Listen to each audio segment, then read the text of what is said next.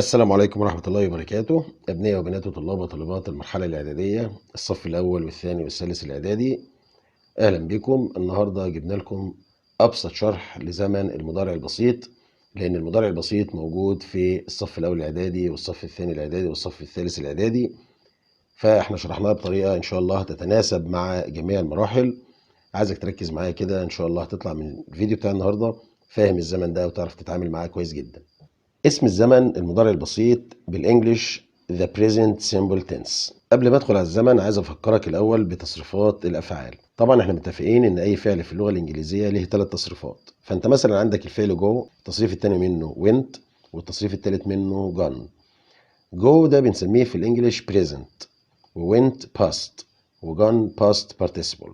يبقى التصريف الاول المضارع، التصريف الثاني الماضي وده past participle. احنا علاقتنا دلوقتي بالفعل جو ملناش علاقة لا بوينت ولا لينا علاقة بجن. يبقى انت الفعل جو ده زمن المضارع البسيط. تعالى كده شوف المثال اللي قدامك they play tennis.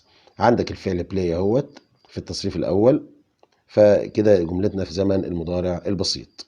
لو غيرنا الفاعل they وخليناه he، هضطر اضيف للفعل play s، فاقول he plays tennis. فكده تبقى انت فاهم ان الفاعل I او they او we او you بسيب الفعل كده زي ما هو بدون اي اضافة، لكن الفاعل لو كان he او she او it بضيف للفعل s او es او ies. يبقى في 3 نهايات هينضافوا مع he او she او it. بضيف s امتى و es امتى و ies امتى؟ انا بضيف للفعل es لو كان الفعل منتهي بx او بO او بSS او بSH او بCH. يبقى اي نهاية من ال5 نهايات دي مع هي او شي او ات بضيف للفعل es. اما لو كان الفعل منتهي بواي وقبل الواي حرف ساكن، فانا في الحالة دي بحذف الواي خالص واضيف ies. فيما عدا ده او ده انا بضيف للفعل اس بس، زي ما عملت هنا مع الفعل بلاي.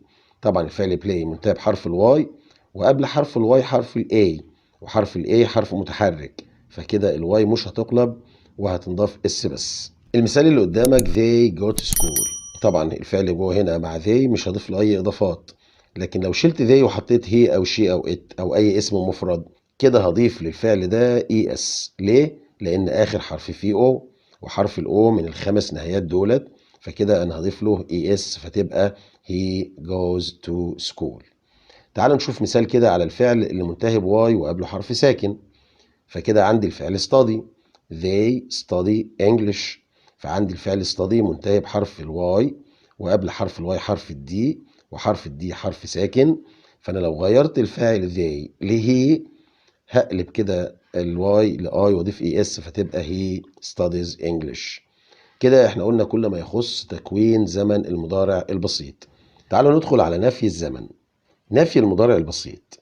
نفي المضارع البسيط يا شباب عندك 3 حاجات بتنفي بيهم، تنفي بدونت او بدازنت او بنيفر. احنا هننفي بدونت لو كان الفاعل ما فيهوش اس، وهننفي بدازنت لو كان الفعل فيه اس، وهننفي بنيفر في الحالتين. تعال نشوف كده المثال اللي احنا لسه قايلين عليه حالا they play tennis. they play tennis لما هنفي المثال ده هنفيه بدونت، فاقول they don't play tennis، وخد بالك دونت محطوطة هنا قبل الفعل they don't play tennis. طيب لو كان الفعل بقى مضاف له اس هنا زي الجملة بتاعت he plays tennis، هنا هعمل ايه؟ هنا هنفي بدونت؟ لا طبعا هنفي بدازنت. يبقى he doesn't ولازم احذف الاس من الفعل. he doesn't play tennis. he doesn't play tennis. عايزك بقى تركز في النفي بنيفر. لو هنفي بنيفر هنا مكان دونت هحط نيفر وخلاص مكان دونت فتبقى they never play tennis. لكن لو مع الهي هشيل doesn't احط مكانها never، وهنا لازم اسيب الاس في الفعل. ركز قوي في حتة النفي دي. يبقى he never plays tennis. يبقى انا لو نفيت بنيفر مع هي او شي او ات هسيب الاس في الفعل، لكن لو نفيت بدازنت لازم احذف الاس من الفعل. عايزك تركز في الحتة دي جدا. he doesn't play tennis لكن he never plays tennis. ندخل بعد كده يا شباب على تكوين السؤال بهل. انا بقول تكوين السؤال بهل. معنى تكوين السؤال بهل يعني أنا هعمل سؤال بفعل مساعد، وبما إن أصلا الجملة ما فيهاش فعل مساعد هسأل يبدو يبدز. يعني المثال بتاع Yes they play tennis. Yes they play tennis. طبعا هنا هسأل بدو لأن الفعل هنا في المضارع ومفيش اس، فأنا هقول do they play tennis. Do they play tennis. طيب والمثال التاني اللي هو بتاع Yes he plays tennis. طبعا الفعل هنا في اس اهوت، يبقى أنا هنا هسأل بدز. يبقى أنا في المضارع البسيط بسأل يبدو يبدز، بسأل بدو لو كان الفعل مفيهوش اس، وبسأل بدز لو كان الفعل فيه اس. أما السؤال بأداة استفهام وده طبعا بطبق قاعدة أداة الاستفهام، بحط هنا طبعا أداة الاستفهام وبعد أداة الاستفهام do أو does، do أو does، وبعد كده الفاعل وبعد كده الفاعل الأساسي. خد بالك do أو does لو ما كانش طبعا في verb to be في الجملة، زي المثال اللي قدامنا برضو they play tennis. نفس المثال they play tennis. لو أنا هنا عايز أسأل عن تنس يبقى أنا هستخدم أداة الاستفهام what، فعل مساعد do، الفاعل they، والفعل الأساسي play. يبقى what do they play. what do they play. ندخل بعد كده يا شباب على كلمات المضارع البسيط، الكيوردز، الكلمات الدالة على زمن المضارع البسيط. أنا عندي كلمة always، عندي usually، عندي often، عندي sometimes، وعندي never، وعندي every day every week every month وهكذا. كلمات المضارع البسيط بتوضع فين وبتستخدم ازاي؟ انت عندك جميع الكلمات فيما عدا every، خد بالك، بتوضع قبل الفعل الأساسي. يعني أقول they always play tennis. ركز كده always محطوطة فين؟ they always play tennis. always هنا محطوطة قبل الفعل، ما ينفعش تتحط بعد الفعل.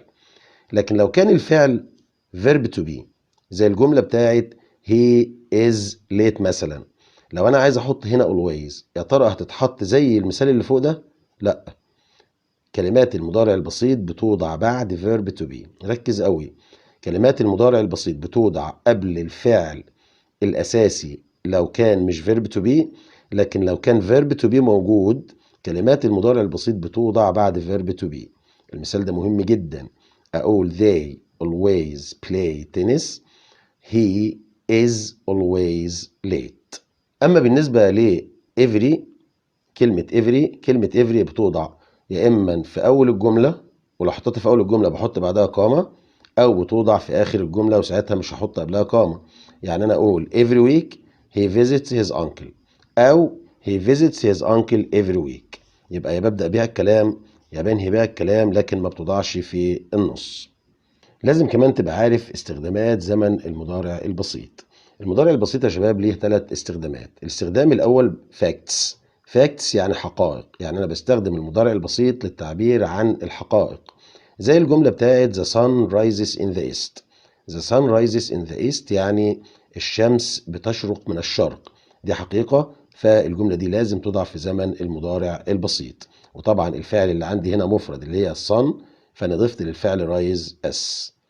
الاستخدام الثاني لزمن المضارع البسيط habits، اللي هي العادات المتكررة، زي المثال اللي قدامك كده they play football every day. they play football every day. في استخدام تاني وده مهم جدا، وهو جداول المواعيد الثابتة. جداول المواعيد الثابتة زي القطارات والطائرات والمسارح، ودي جداول مواعيد ثابتة يا شباب. يعني لو حتى في كلمة من الكلمات دل على المستقبل، مع مثلا ميعاد طيارة أو ميعاد قطار أو ميعاد مسرح أو تلفزيون أو كده، بحط الجملة في المضارع البسيط. زي المثال اللي قدامنا كده the plane leaves at 7:30 tomorrow. خد بالك إن tomorrow هنا من كلمات المستقبل. إزاي تبقى من كلمات المستقبل وأحط الفعل في المضارع البسيط؟